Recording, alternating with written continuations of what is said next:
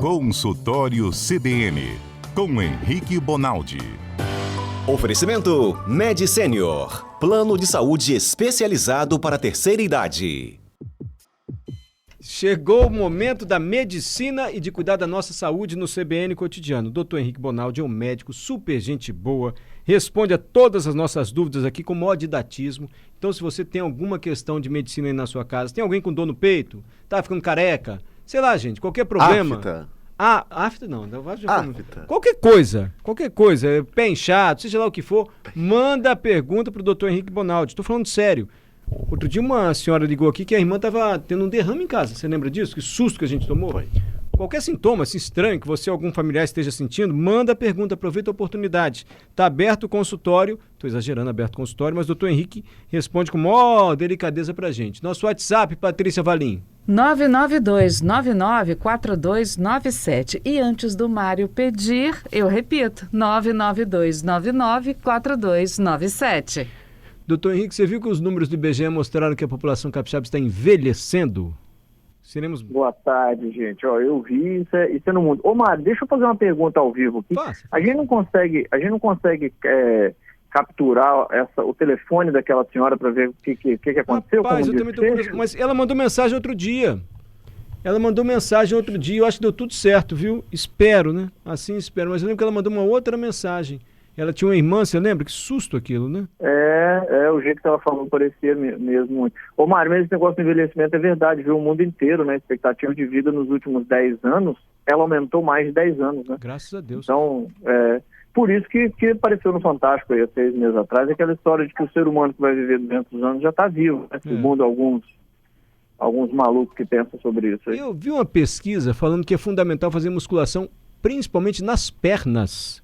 Que não sei se você ouviu isso, que inclusive pode, não sei se amenizar os efeitos, mas retardar efeitos de demência, pode evitar que a gente tenha uma demência assim, devido à idade, fazer musculação nas pernas. Você já viu alguma coisa nesse sentido, doutor? Ô, Mário, é assim, até mais ou menos 10, 15 anos atrás, as pessoas achavam que quem vivia muito tempo era o cara que trabalhava só o cardiovascular, certo? Então era o cara da caminhada, da corrida, da natação, da bicicleta. Com o tempo, eles foram vendo que existe um benefício tremendo, não só para a parte física, para redução de morte cardiovascular, para quem faz musculação, como tem 2 outros grandes benefícios. Um deles é a parte demencial, o cara demencia menos. Então parece o desenvolvimento neurocognitivo do cara, ou seja, a capacidade dele de lembrar, de assimilar, fazer conta, essa capacidade ela é melhorada na atividade física e inibe a chance do cara virar uma camada, o cara ficar emagrecido, é difícil de ganhar músculo, né? Então o cara que trabalha bem a parte muscular, ele ganha qualidade e tempo de vida. Então hoje em dia não se trabalha mais com exercício físico, principalmente na população mais idosa, só com a questão cardiovascular. Ele tem um ótimo benefício em ganho de músculo mesmo, hipertrofia. Arnold Schwarzenegger. Então é importante, a musculação é tão importante, não tem mais assim aquela idade, criança de 15 anos não pode, tem que ser mais velho, já pode até pessoas mais novas, né? Pode, é o jeito de fazer, né? Para você inibir lesão muscular, lesão óssea, você precisa fazer de um jeito coerente. Mas a hipertrofia, ela é bem-vinda. Vão só lembrar que a gente falou sobre isso, até por conta do negócio do Adalberto, a gente brincou um pouco na semana passada sobre a creatina. Mas vamos lembrar que a atividade física, sem suplementação, ela já tem benefício. É que a suplementação, ela corta alguns caminhos que precisam ser adaptados ao indivíduo, ou seja, você precisa ter capacidade para fazer o uso desse tipo de suplementação, que é muito boa, mas para alguns indivíduos, quem não faz, porque não tem dinheiro, porque não tem saco, porque não gosta, porque não quer, você tem um benefício de saúde exatamente igual de quem faz. Então a atividade por si só, em termos de saúde, ela já basta. Você acredita nesse negócio de celular que fala assim, parabéns, atingiu o número de passos do dia, não sei o que, tem uns aplicativos desses? Esse troço, esses passos que eles contam que a gente está dando, isso vale assim como atividade física, doutor? Ô Mário, os últimos 2, 3 anos, se você souber o tanto de explosão que tem de estudos relacionados a aplicativos, você não acredita. E a grande maioria dos estudos está mostrando efetividade em termos de lembrete. Então, são ótimos lembretes. Vou te dar 3 exemplos aqui. Esse que lembra a gente que a gente está conseguindo atingir a quantidade de passos.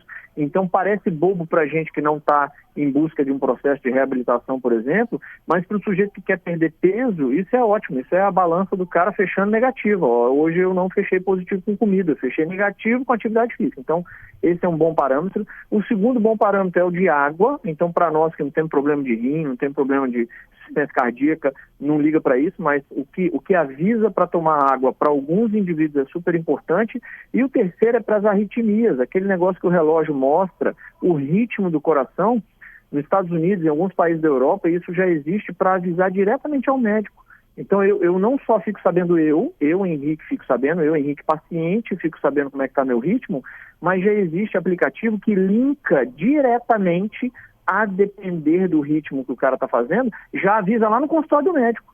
E ele liga para você e fala assim, cara, você neste momento agora está com arritmia, vá para o pronto-socorro. Isso já está existindo e isso é um jeito de precaver-se aos eventos mais adversos em relação à saúde. Vai funcionar, Mário, vai ficar cada vez... A gente só não pode ficar dependente disso para tomar vergonha na cara, né? Mas que isso auxilia muito quem tem doença, auxilia. Natália manda uma pergunta. Boa tarde, doutor Henrique. Por que uma pessoa tem muito sono e cansaço, o cabelo está caindo muito, a unha está quebradiça e mesmo os exames não dando nada? O exame não está indicando nada, mas ela está com esses sintomas. Nem anemia os exames estão indicando. O que eu posso investigar? Qual médico devo procurar? O que eu repito aqui os sintomas? Sono, cansaço, cabelo caindo e unha quebradiça. O que investigar? Natália, quem ela deve procurar? Pergunta da Natália. Ô Mário, se cair a história da Natália e ela for jovem mulher ainda, a chance de alguém não marcar hipotireoidismo é mínima. Ela conta uma história certinha da tireoide com má funcionamento. Só que ela já deve ter investigado. E aí, Mário, isso vai desde tireoide até problemas psicológicos. Assim. Existe uma ação muito grande do fator, o que eles chamam de burnout aí, nada mais é do que o cara ter sintomas físicos de um estresse mental. Então isso existe também. Se ela já foi investigada, vastamente investigada, e não deu absolutamente nada, eu acho que vale um psiquiatra na questão. Se ela não chegou ao extremo da investigação, com exames não só de sangue, mas exames de imagem, o cara que mais manda nisso na medicina é o endocrinologista. Procure um bom endocrinologista, conte sua história para ele, que ele vai matar a charada. Tá bom, Natália? Ouviu aí o médico? Doutor, basicão da tireoide, já que o senhor citou tireoide, o que é a tireoide? É uma glândula, eu sei. Por que quando tem uma disfunção a pessoa engorda mais quando tem tireoide? Dá um basicão pra gente. É porque é o seguinte, o hormônio da tireoide, ele faz a sua célula funcionar bem.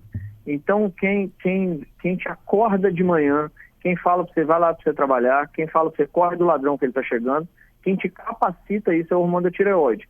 Se a sua célula não tem capacidade de funcionar na velocidade ideal, todas as suas atividades do dia elas ficam prejudicadas, inclusive aquelas que você nem sabe que tem. Então, por exemplo, seu coração nessa hora deve estar batendo entre 60 e 80. Um cara com tireoide muito ruim, ele bate a 40, 50. Seu cabelo agora ele está crescendo X milímetros por mês.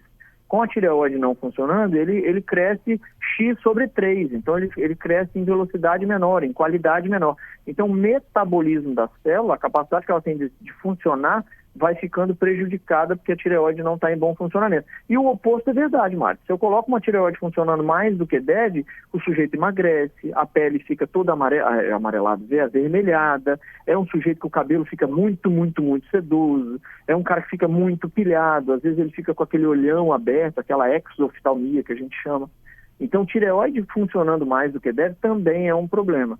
Mas, basicamente, a tireoide é quem faz a sua célula, de uma forma muito bem equilibrada, funcionar da forma adequada. Menos do que deve, tudo fica com menor função, mais do que deve, tudo fica com uma hiperfunção. Isso também é ruim. Entendi. A tireoide fica no pescoço? Tireoide fica no pescoço, fica na frente do pescoço. Para homem é até mais fácil de localizar. Fica abaixo do pombo de Adão. Acha o pombo de Adão aí e a tireoide está lá. Pombo de Adão, logo embaixo aqui, né? E a glândula que produz hormônios, né? É uma glândula que produz hormônios. E outra coisa, existe uma glândula atrás dela, que a gente chama de paratireoide, porque fica ao lado mesmo, que são 4 glândulazinhas, que aí tem uma relação com o cálcio dos ossos. Então é quem faz mais ou menos cálcio para dentro do osso, para dentro do sangue. Então é quem regulariza essa questão do cálcio. Então, quem não tem as tireoides que operou, por exemplo, às vezes tem que tirar também as paratireoides. Aí o cara é danado para ter problema de cálcio também. Aí precisa corrigir, porque sofre o coração, sofre o rim, sofre os ossos, sofre os músculos pela falta de cálcio. Então, são duas glândulas que são correlatas, mas uma mais preocupada com a questão do íon cálcio e a outra com o funcionamento da célula. Perfeito. Outras perguntas que estão chegando para o senhor, doutor. Eu tive um infarto silencioso. Assim disse o médico e me surpreendeu, pois não senti nada e sabia que o infarto dói muito. O médico podia falar um pouco sobre o infarto silencioso? Quem está perguntando é o Ramos, que mora em Afonso Cláudio e está participando aqui do programa. Obrigado, viu, Ramos? Infarto silencioso, doutor. Quietinho. Mário, é o seguinte, alguns indivíduos, Mário, têm a capacidade de fazer infartos pequenos que não geram dor. O músculo do coração, quando ele sofre a isquemia, quando ele deixa de receber a irrigação do sangue, ele dói. Só que você precisa de uma magnitude para que essa dor aconteça. Em alguns indivíduos, você vai fazendo sofrer esse músculo do coração ao longo dos anos e ele vai tendo pequenas isquemias, às vezes da mesma região, e vai acumulando células que vão morrendo ao longo dos meses. E aí esse indivíduo, como não é um evento agudo de grande monta, ele acaba não tendo dor. Isso existe também. Agora, grande parte desses indivíduos, às vezes, tem muitas doenças. Então, por exemplo, o idoso tem menos dor característica do que o resto do mundo, o diabético tem menos dor característica do que o resto do mundo, o renal crônico, aquele cara que faz diálise. Então, esses indivíduos têm fatores de risco para ter infartos de grande monta, mesmo sem dor, ou pelo menos sem dor característica. Então, de duas uma, ou o sujeito foi acrescentando o problema do coração ao longo dos anos e não teve um evento agudo grande, por isso não doeu, ou ele tem tanta doença, que ele teve uma dor que ele não sacou que era uma dor de infarto. E aí ele teve o evento, não se ligou e depois, quando procura o médico, só vê a área de fibrose, né? Você só vê a área da necrose só. Dá para ver até no eletrocardiograma isso. Mas algum sintomazinho pode ter tido, né? Porque para ele é um médico, e o médico estava com infarto silencioso. Isso, Mário, sabe o que é comum acontecer? O cara não ter a dor típica, né? Ele não ter dor de coração, aí ele não assusta, aí ele infarta lá, sei lá, em agosto ele infartou. Quando vai chegando dezembro, janeiro, fevereiro, ele vai desenvolvendo insuficiência cardíaca e ele chega já com uma doença secundária, ele já chega pela lesão do coração. Aí esse cara chega com o coração cheião e ele tem falta de ar. Então, na verdade, ele teve um infarto, que foi a origem da doença dele lá atrás. Meses depois, ele se apresenta ao médico já com a doença estrutural instalada, ou seja, já morreu um tanto de célula do coração, já alterou a arquitetura do coração, já alterou o funcionamento do coração. Aí a gente já está diante da sequela do infarto. Isso existe também, infelizmente. Quanto mais pobre é a região, quanto mais pobre é o sujeito, quanto mais pobre é o país, maior a chance disso acontecer. Países em que o acesso à saúde é muito grande, em que a quantidade de ensinamento que se dá a esse indivíduo, a educação que se dá é muito boa, ele saca mesmo que ele não tenha dor típica. Mesmo ele saca, ele fala, opa, eu nunca tive esse trem aqui não, vou procurar o médico, porque para mim é rápido, eu bato ali no pronto-socorro, já faço um exame. Então, dificultar o acesso à saúde do sujeito quer dizer correr mais risco de que isso aconteça. O Mário, é mais ou menos a mesma coisa que pneumonia. Pneumonia é um trem que você tem em casa que no instante você fala assim, opa, tá diferente, eu nunca tive esse catarro, nunca tive essa tosse, nunca tive essa falta de ar, nunca tive essa dor no peito quando eu respiro, opa, vou procurar. Só que para indivíduos que moram lá no cantão da roça, que tem vários sintomas de várias coisas, não procuram médico, a gente chama de turrão, né? O cara é um tigre. Esse cara, às vezes, fica com pneumonia dentro de casa, quando ele chega no hospital, ele chega gravíssimo, ele já chega não só com pneumonia, mas com pneumonia grave. Entendi. Então é sempre bom procurar o médico, gente. Tá com problema, procura o médico. Se a unidade de saúde está difícil, insiste. Tem que procurar, né, doutor? Nem que seja um médico, vai no médico. Uma coisa é dor no dedo, outra coisa é dor no peito. Dor no peito você primeiro procura o médico, depois você inventa de ficar sentindo ela em casa sem se assustar. Essa aqui você não vai saber responder, não. Isso aqui, estou falando sério. GG, que mora na Serra. Pergunta ao doutor quanto ao implante de cabelo aos 50 anos. Funciona ou não? Você é dermatologista, você vai saber isso, doutor? O GG, eu vou arriscar aqui, tá, Mário? Mas eu tenho um grande amigo que é um fenômeno no país em relação a esse negócio de implante. Implante, até onde eu sei, ele não tem idade. Implante tem relação com a capacidade que o couro cabeludo do cara tem de assimilar ou não o transplante. Então não tem uma relação direta com a idade, pelo menos até X idade isso é possível. Eu tenho colegas de trabalho que fizeram com mais de 50 anos. Então eu posso ver isso trazendo na semana que vem.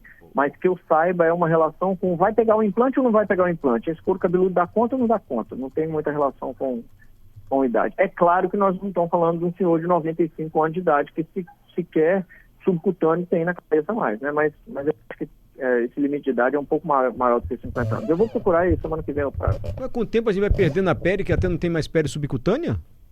Vai É saindo, porque sumindo? É porque o implante do cabelo, ele não é só na pele, né? Ele precisa de toda uma estrutura, todo um arcabouço embaixo da pele para ele assimilar aquele implante que você está fazendo.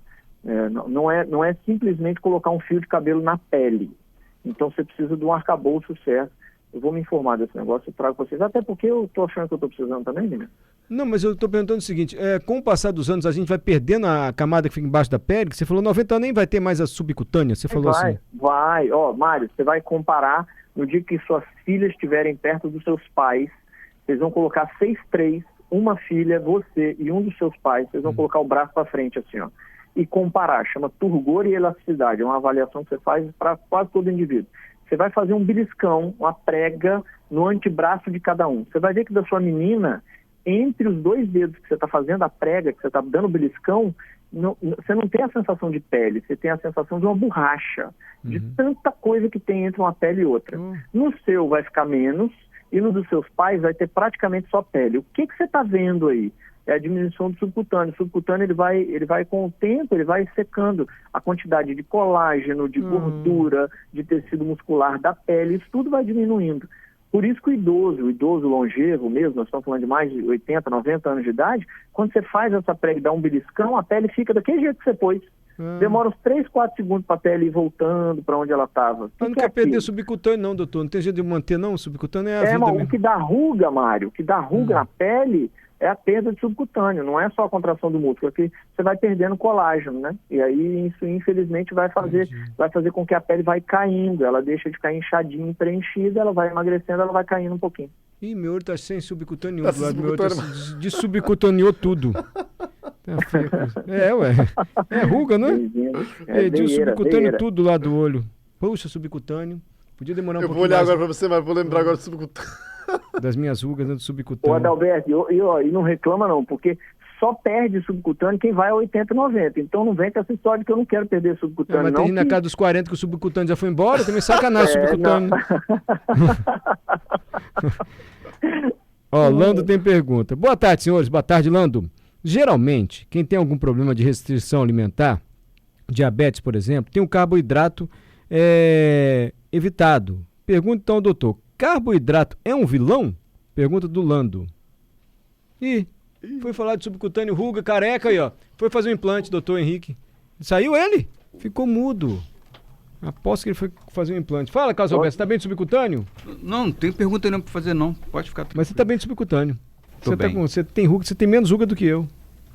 Bem menos do que eu. Ah, não, tá certo. Você é mais velho, mais velho deveria ter mais, velho. Mais velho, 12 anos. Do que você não sabe a minha idade? Eu tô chutando. Doutor Henrique, voltou? Sim, tô aqui. A gente pensou que você foi correr fazer um implante já que dá. Não tem problema. Deveria, mas ainda não. Não sei se você ouviu a pergunta do Lando. Ele diz, olha, eu sei que quem tem diabetes e outras restrições alimentares deve evitar carboidrato. Ele pergunta, carboidrato é um vilão? Ele precisa um dia de fontes que não são carboidratos. Entendi. Chegaram outras perguntas, eu vou ler para o senhor já se preparar para a semana que vem, porque não vai dar mais tempo. Mas já vou ler, pode ser, doutor? Claro. Débora, olha só, e quem já fez a retirada total da tireoide? Como é que controla os sintomas e mais alguns outros sintomas? Como achar a medicação certa para termos mais qualidade de vida? É o caso dela. Débora, hoje, desculpa, querida, já são 5 horas. Semana que vem o doutor responde. A Alessandra também estamos devendo para ela. Quais os principais sintomas de infarto nas mulheres? Ouvi dizer que é diferente dos homens. Alessandra, terça-feira que vem o doutor Henrique responde. Maurício quer saber se sua letra é bonita, se sua letra é legível. São perguntas que vão ficar para a semana que vem, porque infelizmente não dá mais tempo. Pode ser, doutor? Claro que pode, gente. Obrigado, doutor Henrique.